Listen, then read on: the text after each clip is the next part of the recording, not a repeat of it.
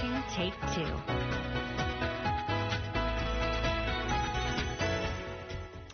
Have you ever wondered what would happen to you or your family or belongings if something tragic would happen and you passed?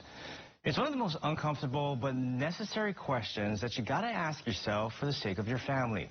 Joining us this morning to talk about estate planning is attorney Lauren Santos. Good morning, Lauren. How are you doing this morning? Good morning. Wonderful. Thank you for having me.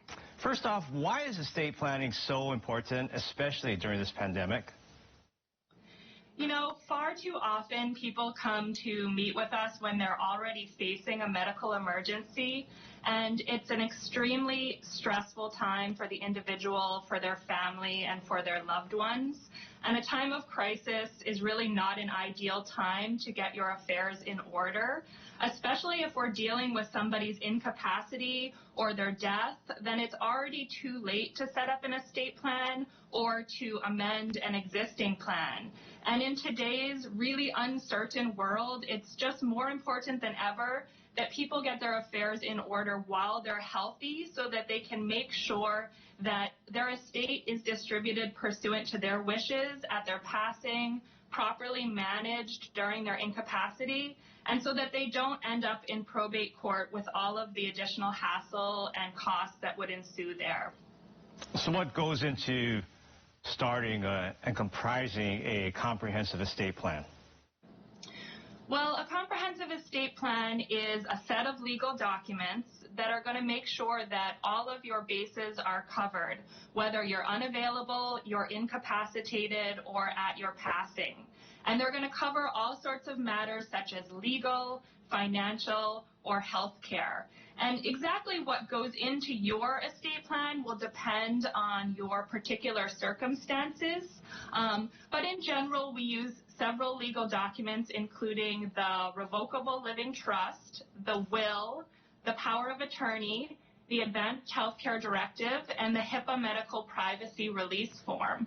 When I tell people about trust, I always tell them to imagine a box that's going to hold title to your assets and make sure your assets are properly managed at your incapacity and distributed at your death. When used in conjunction with a trust, a will pours assets into the trust. The power of attorney is where you name your agents to make your legal and financial decisions if you're unavailable or incapacitated.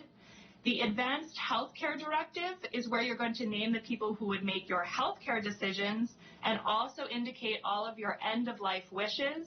And your HIPAA release form will tell the doctors and medical professionals who they can release your confidential medical information to.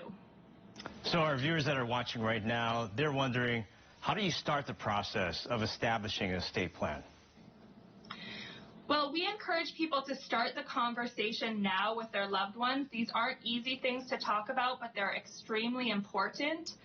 And also get organized. Make a list of your financial assets, your bank accounts, your investments, your life insurance, your retirement accounts. Go ahead and meet with an estate planning attorney to talk about what estate plan would be appropriate for your circumstances. And don't procrastinate. First and foremost, we tell people get this done as soon as possible. For anyone that wants to learn more about estate planning, we have a free live webinar, and you can sign up on our website, sterlingandtucker.com. All right, there you have it, Lauren Santos. Great information there, and of course, we will have that information as well on our website at KHON2.com.